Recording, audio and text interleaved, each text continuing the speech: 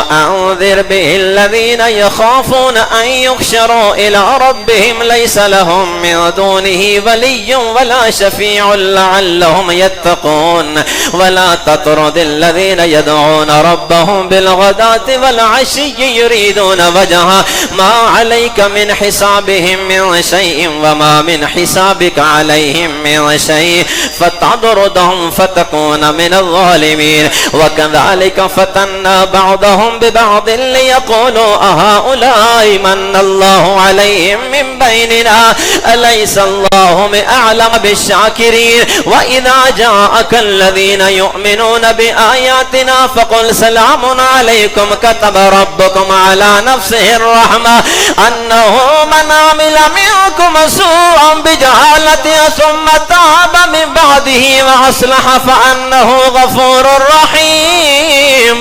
وكذلك نفصل الآيات ولتستبين سبيل المجرمين.